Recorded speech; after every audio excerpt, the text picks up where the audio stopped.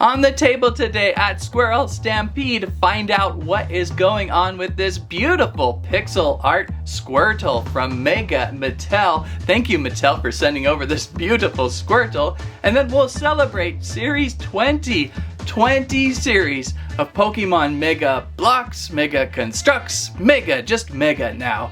Look at all the colorful characters we're gonna construct up today. We've got the Chespin, the Fennekin, the Teddiursa, the Froakie, the Igglybuff, that's a fun one to say, and the Marill. So lots of more Pokemon in Series 20. Amazing how long this series has been running. It's been fun. It's one of my highlight favorite things to do. And now that we got pixel art, it's getting kind of classy 90s like. So follow along as we catch them all, another group of Pokemon to our mega collections. And watch out for this Squirtle. We'll keep our squirrel tails nice and dry. Squirrel Stampede! Please like, Share! And subscribe! Series 20, 20 years of Mega Pokemon Constructs, Mega Bloks, Pokemon 20 years. No, it's not 20 years. An assortment to choose from in Series 20. I gotta go with Fennekin first. That might be the go-to one of this collection. It's so bright and vibrant. And at 32 pieces might be the most. No, wait.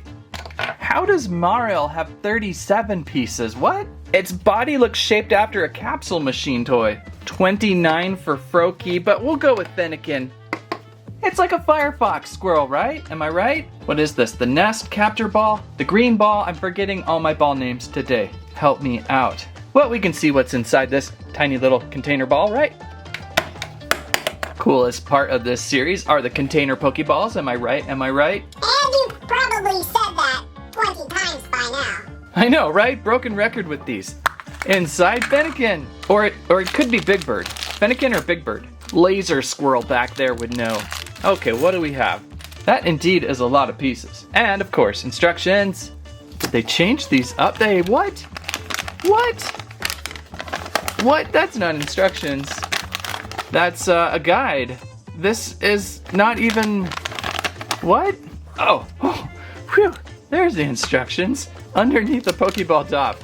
Had a Fennekin heart attack right there. Instructions to build, of course. Many stages. Let's build this Pokemon. This is kind of helpful handy. It's like a guide of what's out there right at the current moment. Okay, constructing up our Fennekin.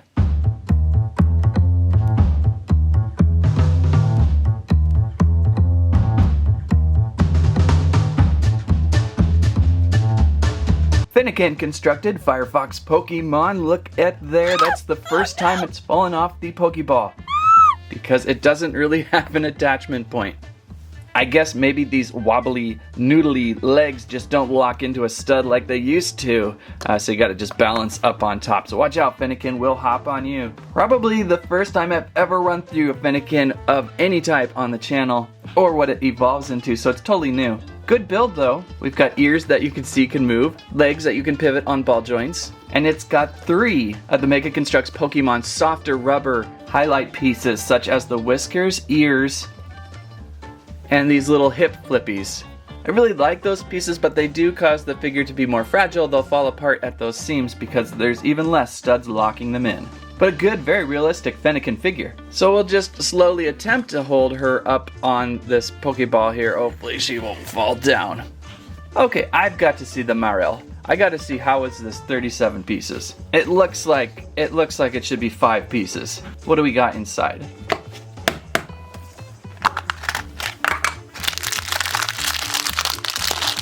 Yeah, well, you look at that. I had never expected Marill to have so many pieces for such a roundish mouse-ish.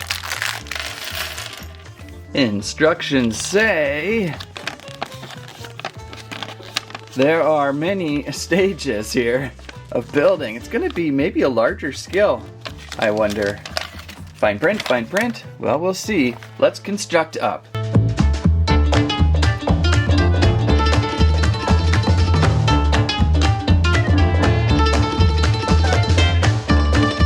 hand-constructed Marill, the Aquamouse Pokemon water type. 37 pieces constructs up this very cute mouse with the kind of a spiny car antenna tail in a way. So most of the pieces inside this Pokemon are building up inside of it, and I just realized I put its ears on backwards. What? Hang on. There we go. That looks more like Marill. I'll blame the Mega instructions on that. They're always flipping things back around and over. But Marill's certainly cute. It's a good one of the collection. I can't remember if this one is new to the series. Oops! And falling off. If this one is new to the series or like maybe has been in a 2-pack or something from the past. But I certainly enjoyed building it today in the single packs. So Marill had the most pieces. Let's try one with the least pieces. We've got an Igglybuff at 20 pieces, at only 20 pieces. Kind of the same deal though, like a shield roundish body with construction inside it, but maybe half the size of a Marill. Gonna be interesting, let's get out and see. Inside a level ball it is. Not many pieces in the little paggy. Cute little face. And we could build up probably rather very quickly. Let's see what an Igglybuff turns out to look like in Mega.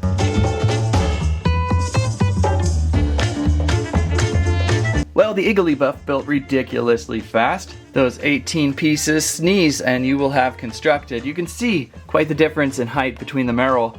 A lot bigger there, a lot more pieces involved, especially in that tail even. A lot of additional things for that. But an Igglybuff is small and so it's represented well. I just so happen to have a Jigglypuff nearby too. So Igglybuff is a balloon type Pokemon. Loves to sing, very marshmallow-like, and you get that appearance with the little marshmallow tuft they like to give and those secondary rubbery pieces up top there. Pretty basic, like the little swirl on its forehead. Gonna have to dig through the Mega builds. I don't know if I've built a Wigglytuff, the ultimate evolution. I think it's just these two right now, but they're certainly really cute. And there's a Licky licking them off the screen. 2 more builds in Series 20 to work on. We've got the Froakie over here, but I want to check out the Chespin first. Now the Chespin looks fairly large, but only is built with 23 pieces. How do they do that? Great ball. Kind of wish they could give us a couple new ball types. We've seen these many a times. There's our Chespin inside. Chespin pieces there. I imagine it's going to be built pretty much across the board like many of these are built. So let's spend a couple seconds and build up a Chespin.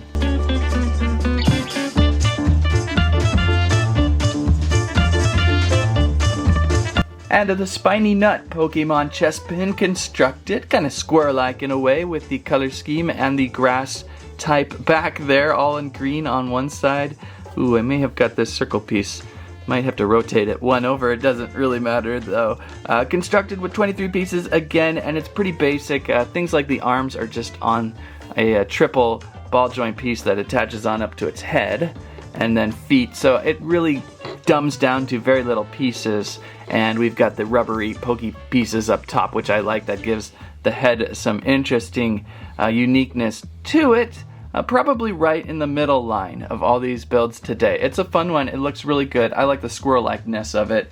I'll have to add it in with, say, the Squilvet and Pachirisu builds of the family here. Yeah, very woodland creature-esque. Surprised I never looked closer at the Chespin before. And that leaves us with the Froakie, our final build of the Series 20 today. Before we get on to the pixel art Squirtle, the Froakie here. I think there's been a Froakie before in some sort of pack, maybe a double pack. I know I've gone through a Froakie somewhere in time, but this looks quite different, so it's been evolved up a little bit in build construction. So what's in the ball here? Premier ball. Almost can't see the ball. There's our parts of Froakie in blue, aqua blue. Many parts to build a Froakie, right? Balance of characters have been pretty good in this round too. Alright, let's spend a few seconds and build up a Froakie.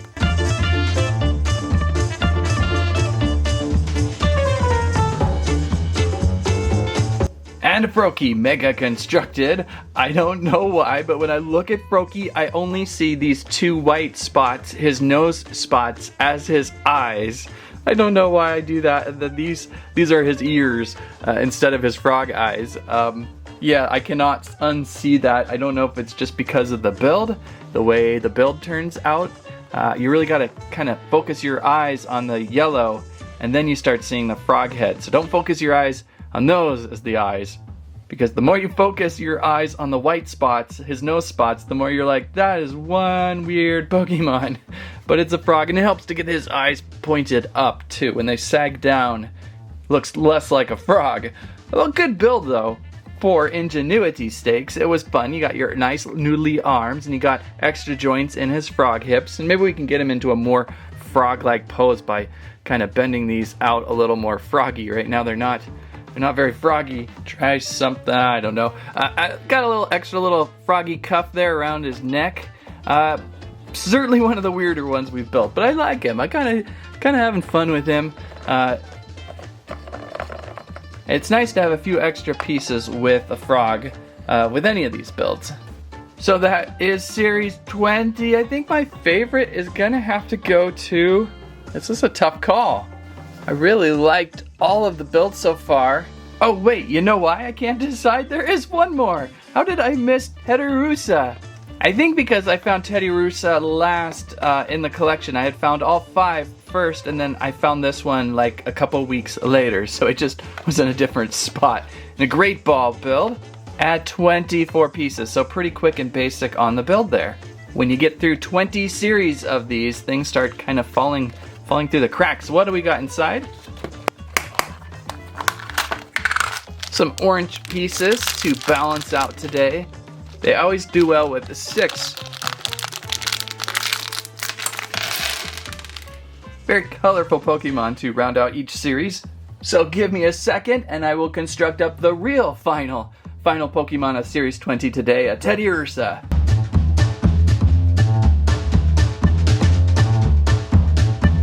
And the little bear Pokemon Teddiursa constructed. They certainly captured the teddy bear-esqueness of the shape of the bear there, with a very pudgy, rounded body shape and orangish brown color. I think this is the harder one to find in the series, as again, I found it later on. I often see this one in my neighborhood actually on Pokemon Go, but it's been a while too since I've logged in. Pretty simplistic build all around, kind of mirrors the Chespin.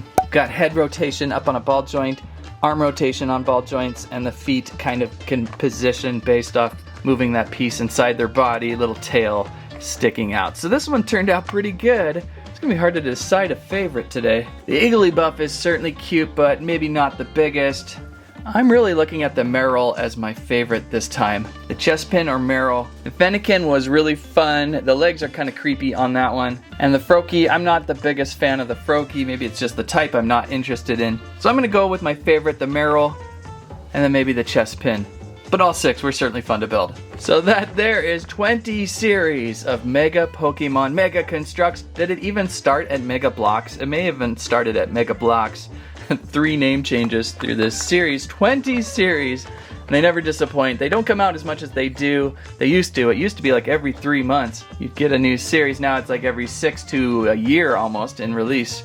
But that's because they're often making room for cooler things such as this, the Squirtle. The Mega Pokemon build your pixel art Squirtle.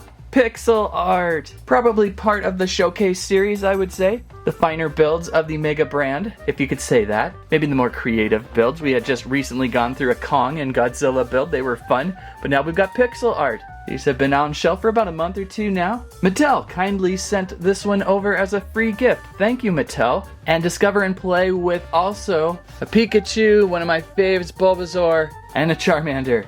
So it's going to be interesting diving into this. I'm curious how they're going to have us build the pixel art. Let's see what's inside the box. Inside the box, instruction booklet of our very cute Squirtle. And we'll start by building the outer shell, a back shell of a Squirtle. You'll see as you construct up, starting with some plates, you'll build up and around the shell. And then once you get to a certain point, I think it's just going to be all pixel art. There we go, some pixel art. And they're recommending you use the box. Inside the box, this is interesting. They're helping you out with trays or little zones to place the various color pieces. You got A, B, C, D, E, F, the color pieces, so it makes it a little easier to build through. That's kind of a clever, helpful idea because it can get a little troublesome, especially sometimes Instruction booklets don't always have the color exactly as the piece color because print and piece color sometimes vary just a little bit, but you can see they help you out by lettering. You're going to fill in your K's and your G's or whatever letter corresponds to whatever color, and you'll build up a very cute Squirtle, very much like the sword, Diamond Sword Outpost in Minecraft Lego, one of my favorite builds. So this will be great little display base. Let's get started.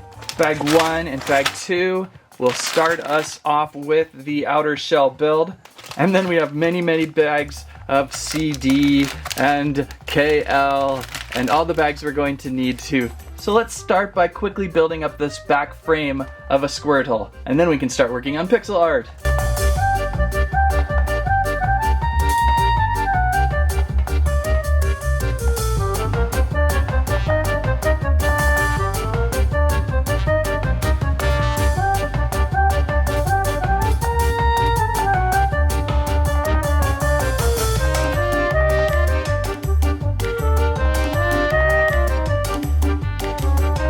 And we have constructed our Squirtle shell, if you will, like a flat base of a Squirtle with a trim going around it for extra width.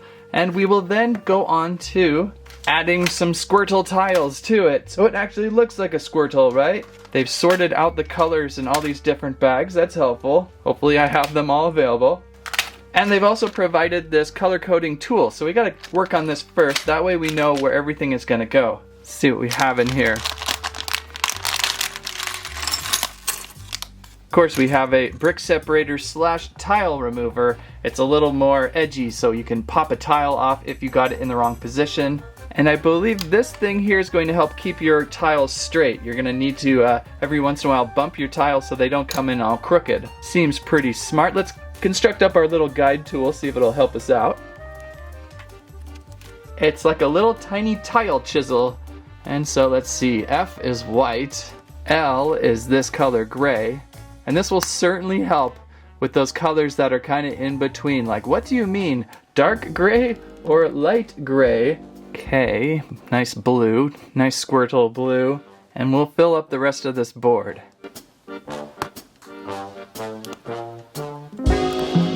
This might be a little bit of an overkill of a stage. You do not have to go through this far, but it's provided maybe for people like me who often have trouble seeing the gray and the green, although this is clear and perfect, so a colorblind help tool in a way, but just kind of an extra thing to play around with. I kind of enjoyed it. And so next up we fill the trays. Kind of just wish this box tray would come out of the box, but we'll go ahead and use the box here.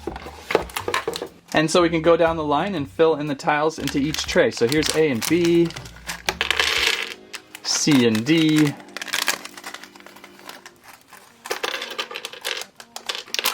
and it's not perfect. I almost just feel like pulling from the bags would be easier, honestly. E and F. I think it would just be easier to maybe just spill these on the table near their bag. But we'll go with what they're saying. G and H. I and J, if you can see it over here. I'm assuming hopefully they'll have spare tiles too. And K and L.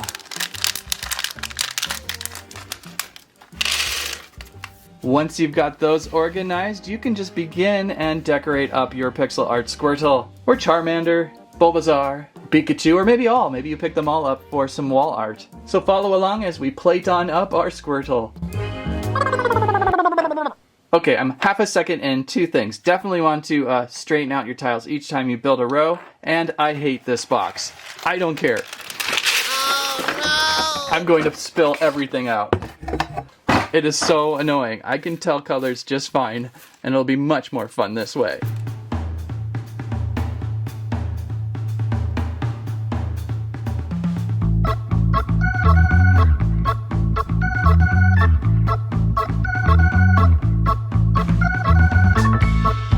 And it's our Squirtle, mostly tiled up. Did we get it correct? It's a little challenging going through this. I almost wish the way the instructions built was one color at a time, so instead of going row by row is kind of how they flowed it.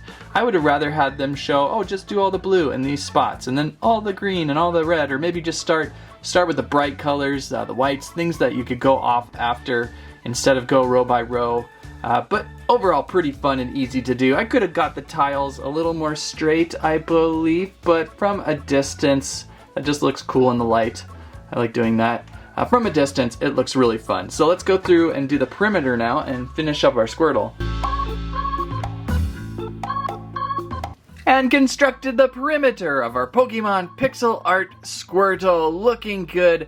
Feels so 90s style, like it just jumped right out of a Game Boy.